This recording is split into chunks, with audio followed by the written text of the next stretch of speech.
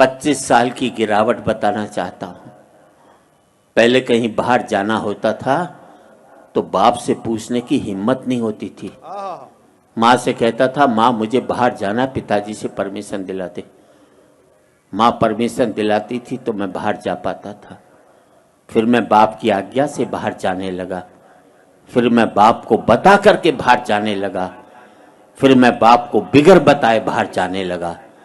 और आज बाप की हिम्मत नहीं जो मुझसे पूछ ले बेटे तू कहाँ जा रहा है।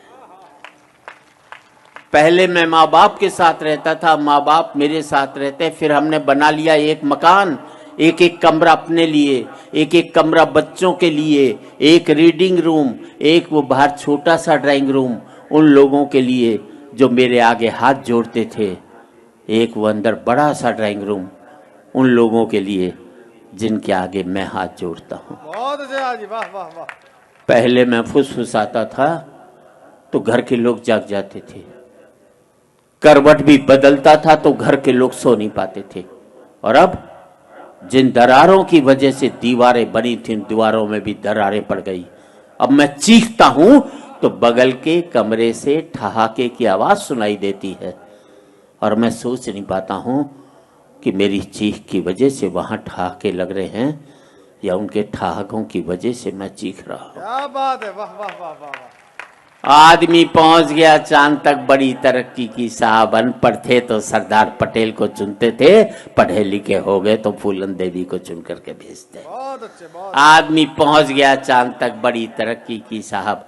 चांद को छूने में घमंड महसूस करते हैं और माँ बाप के पांव छूने में शर्म महसूस करते हैं। आदमी पहुंच गया चांद तक, पहुंचना चाहता है, मंगल तक खोजना चाहता है सूर्य के रहस्य, लेकिन नहीं पहुंचता भाई के दरवाजे तक। और आज इस समृद्धि की ऊंचाई पर बैठकर मैं सोचता हूं इसके लिए मैंने कितनी बड़ी खो दी ये खाइयां। क्या बात है, वाह। अंतिम पंक्तियां हैं, बात अच्छी लगे तो एक एक व्यक्ति की तालियां चाहूंगा। अब मुझे अपने बाप की बेटी से अपनी बेटी अच्छी लगने लगी है। बहुत अच्छे, वाह जी वाह।